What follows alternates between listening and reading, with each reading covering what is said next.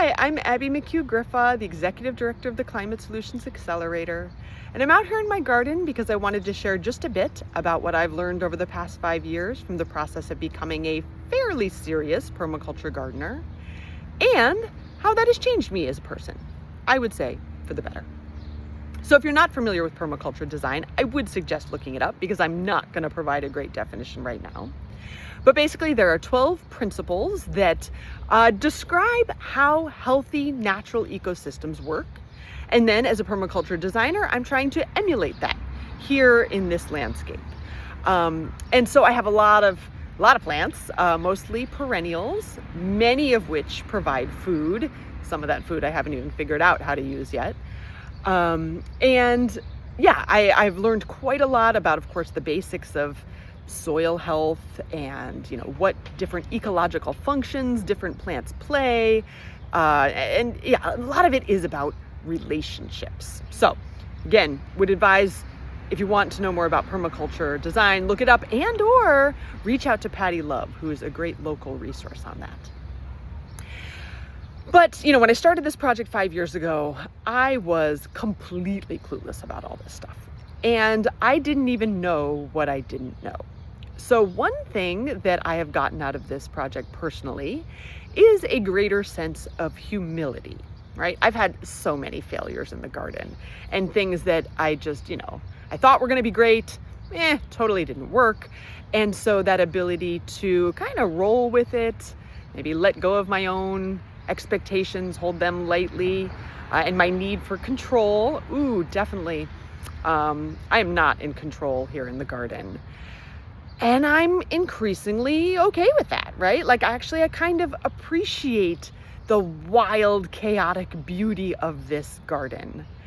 But, it has given me the opportunity to reflect on why I might make certain choices about which plants to cultivate and steward and support, and which ones I'm trying to really tame or maybe even in some cases eliminate, and why. And of course, I'm sure many of you have heard the debates out in the world about, native species versus non-native species and which are better, and, all the things, invasives, which I've learned a lot about and have, I would say, more complex, nuanced views on, right? Like, doing this project has not simplified anything for me.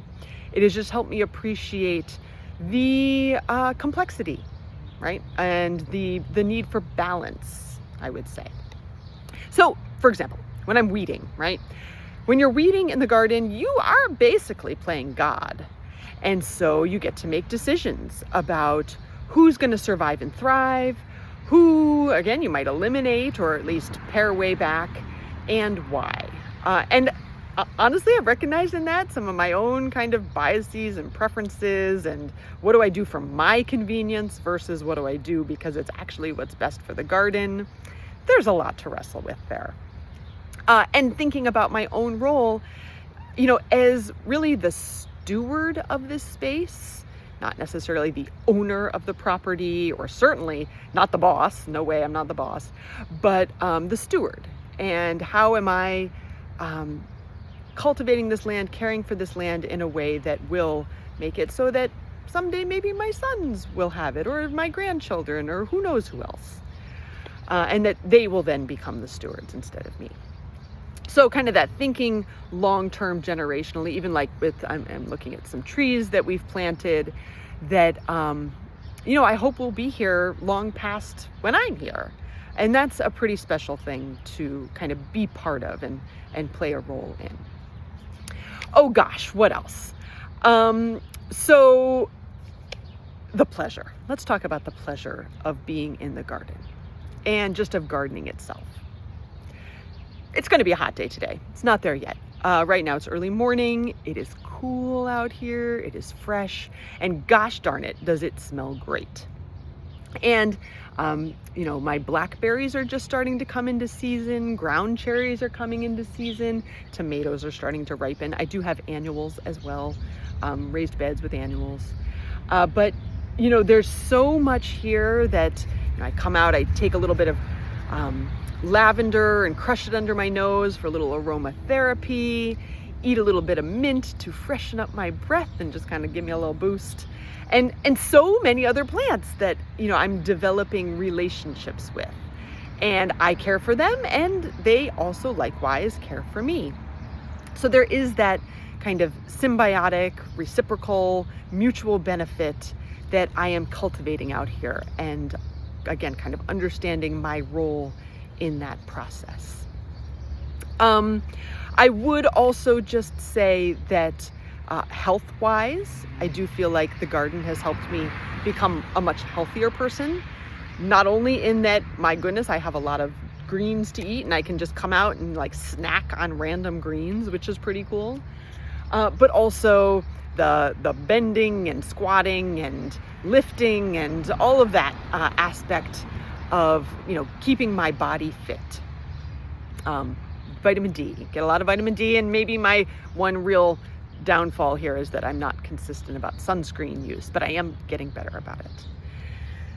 Anyhow, if you don't already have a little plot of land to tend, I know I mentioned this last month, but there is something about directly caring for the earth that is wonderful. And do I sometimes wrestle with like, oh, well, I'm spending a lot of time in my garden, that maybe I should be writing letters to the governor, or maybe I should be, attending lobbying meetings or being out protesting or something. And yeah, like that is a trade-off for sure.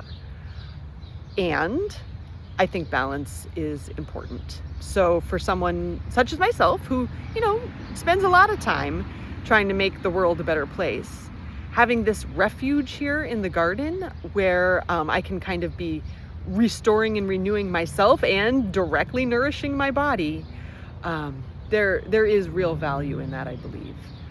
So just want to let you know that this is an opportunity. And if you do need help with that, Patty Love, again, is a great local resource. Please look up permaculture design, because it's actually not just about gardening. It's about how we design our relationships more broadly. And thanks for listening and considering. Take care.